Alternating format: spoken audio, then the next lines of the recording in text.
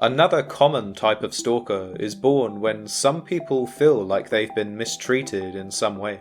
These stalkers often have some form of mental illness as well, experiencing feelings of paranoia or persecution, but they can be very self-righteous and self-pitying. Stalking the victim can be a way to get revenge for their perceived mistreatment. They feel like they have a certain amount of power over the victim as they stalk them. A Taiwanese native named Ming Sen-shui immigrated to Minnesota when he was just a child. Ming attended Alexander Ramsey High School in Roseville, which is where he developed an unhealthy obsession with his 9th grade algebra teacher, Mary Stouffer. Apparently, Mary had given him a bad grade in algebra which had blemished his otherwise perfect record, and cost him a chance for a scholarship. Well, this deadly obsession spanned 15 years, and throughout the 1970s, Ming attempted to track Mary down and relentlessly stalked her. On May 16, 1980, he took it one step further, when he kidnapped Mary as she was leaving a beauty salon. He initially drove away, but soon decided to pull over because his captive kept making noises inside the trunk.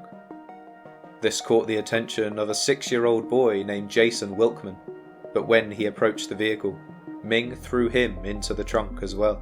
He then drove to a remote area and disposed of the boy, before taking Mary back to his home. She was taken advantage of by Ming multiple times and held captive at his house for nearly 2 months. But finally, on July 7th, she escaped and called for help. Shortly after this, Ming was arrested at his workplace, but to add another twist to this story, during the subsequent trial, Ming somehow managed to smuggle in a weapon into court and attacked Mary while she was testifying against him. But in the end, Ming was sentenced to 70 years in prison. Another type of stalking is the intimacy seeker. They believe that their victims will love, or at least learn to love them, and they may have a delusional belief that the victim already does. Now, although this was apparent in the following case, in a rare turn of events, this time, stalking turned deadly for the stalker themselves. In 1986, there were no stalking laws on the books, which forced 15-year-old Sandy Shaw to make an unfortunate decision that she would later regret. Sandy lived in Las Vegas and was relentlessly harassed by a 21-year-old boy named James Cotton Kelly. He would proposition her to pose for nude pictures and other sexual favours. Cotton called Sandy's house so often that her mother finally contacted the police. But since there were no stalking laws in place, there was nothing they could do. In desperation, Sandy turned to an 18-year-old friend named Troy Kell, asking him to rough Cotton up until he backed off. On September 29th of that year, Sandy, Troy, and another teenager named Billy Moret drove Cotton out into a desert to enact their plan. But to Sandy's surprise, Troy pulled out a gun and shot Cotton 6 times in the face. In the ensuing days, Sandy allegedly brought some teenage friends to see Cotton's corpse, and when one of these friends reported the body to the police, the 3 perpetrators were arrested for the crime. Even though Sandy claimed she did not know that Troy would kill Cotton, she was sentenced to life in prison, without the possibility of parole. But years later, one of Sandy's friends confessed that he took the teens to view Cotton's body, and that Sandy was not present. Sandy always expressed genuine remorse about what had happened, and the State Board of Pardons and Parole eventually believed her claims, that she was just a desperate stalking victim who did not intend for any of this to happen. Sandy's life sentence was commuted and she was finally paroled in December of 2007. A fate which certainly did not meet the perpetrator in the next case. Celebrity stalkers are unique in that their main motivation is to be close to those who are very difficult to get close to.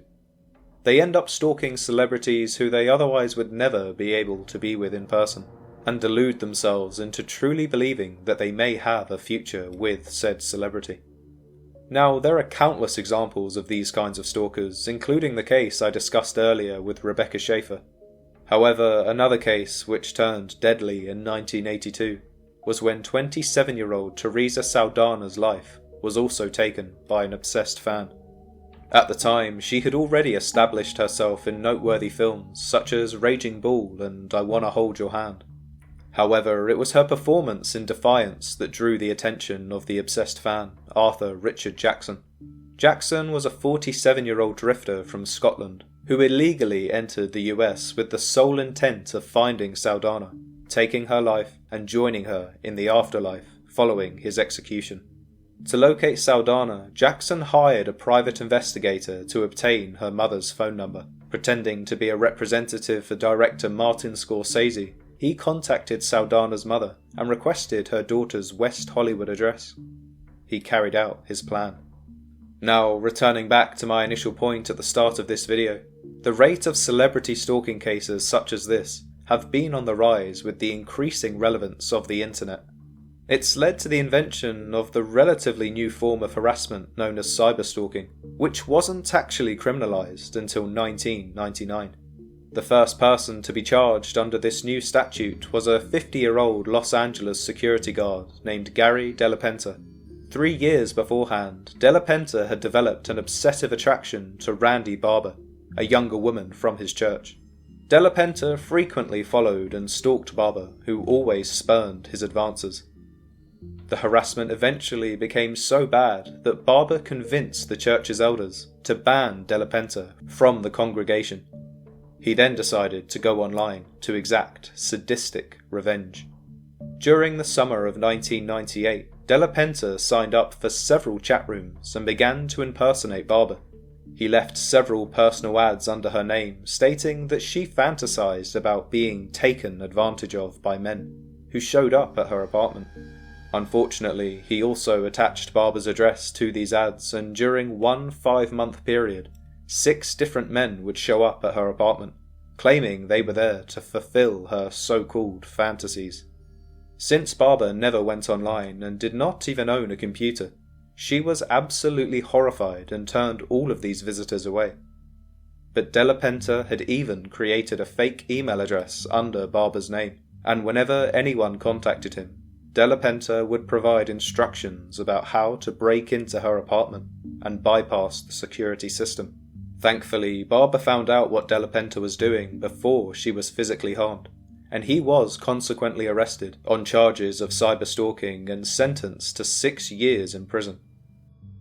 So, now we've established the different forms of stalking, would you say that you fall into any of these categories?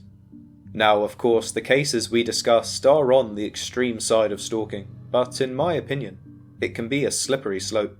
If you are someone that has tendencies to get overly attached to things, or if you have any underlying mental issues that may lead to a potential obsession forming, please be honest with yourself, and more importantly, be careful, because given enough time, if these cases have taught us anything, it's that a harmless crush could very easily turn into something much more sinister. Thank you for watching, and I do hope you got something out of this video. I just wanted to quickly mention that if you're interested in the topic of stalking, I've actually made several videos on the subject as part of my Scary Story series. Just keep in mind that these particular videos are heavily audio based, so they're more something you can listen to while you're busy with housework or just as some background entertainment, if that's your sort of thing. But either way, I hope you enjoyed the video, and if you did, make sure to subscribe so you don't miss the next upload.